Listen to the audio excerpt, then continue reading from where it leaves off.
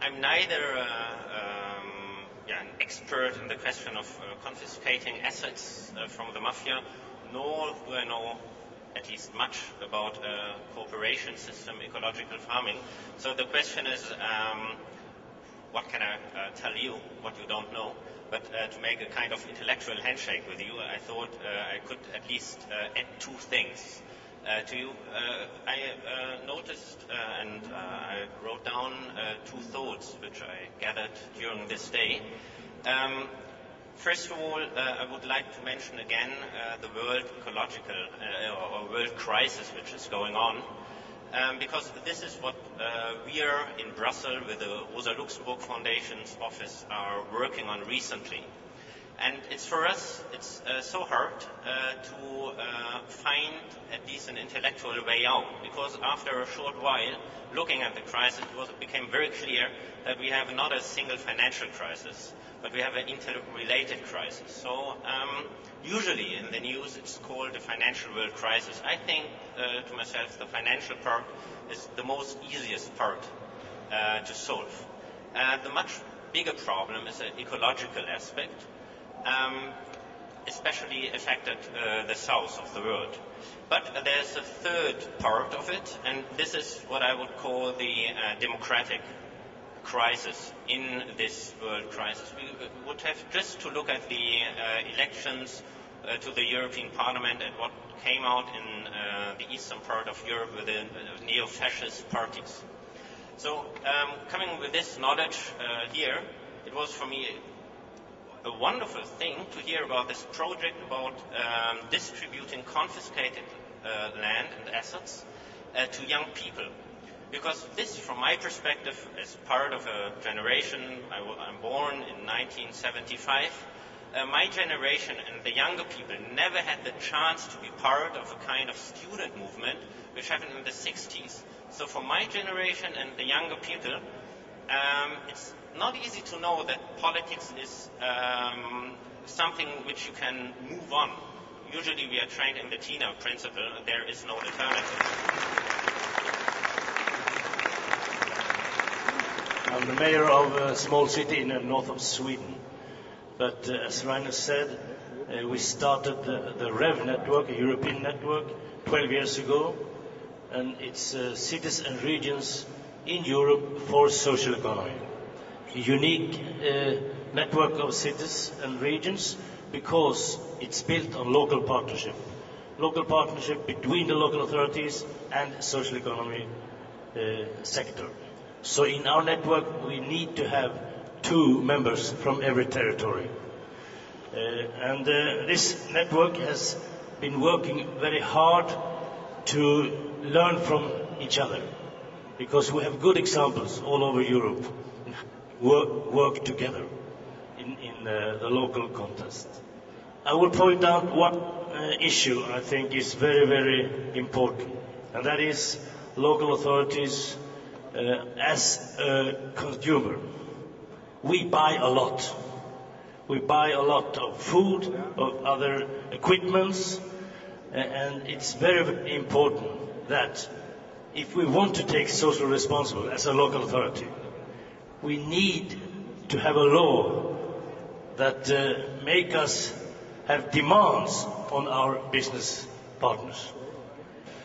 And I must say that the law is not with us. In Sweden, for example, I think we have very, very few fair trade cities. And that's because they say to us, it's against the law. How can it be against the law to say we need to have contract with somebody who takes social responsibility?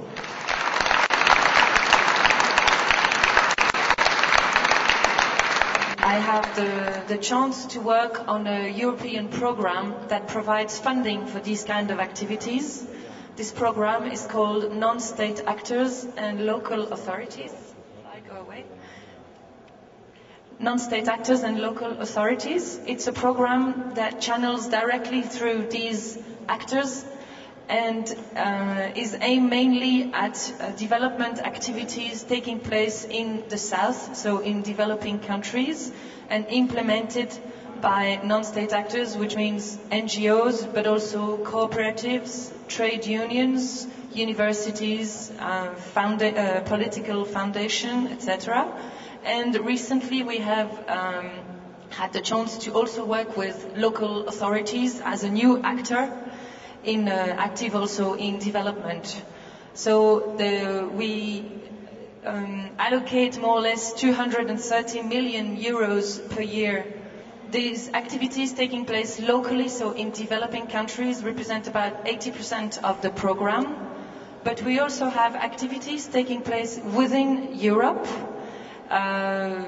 implemented then by these non-state actors and local authorities, but European ones, and possibly in partnership with South actors, and which these activities then would aim at raise the awareness of the European public to their responsibility as consumers, fair trade consumption and its impact on developing countries, global education, climate change, as I know that some cooperatives are also active on climate change. This is an aspect we support too.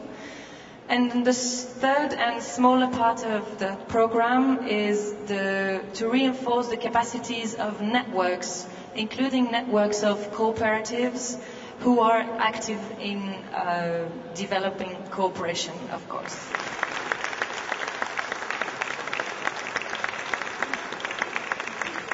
Sono molto lieto di portare il saluto, l'adesione e tutta la solidarietà che meritano i temi che voi avete trattato in questo convegno dell'amministrazione comunale di Bologna, quindi porta anche il saluto del sindaco e degli assessori della giunta comunale.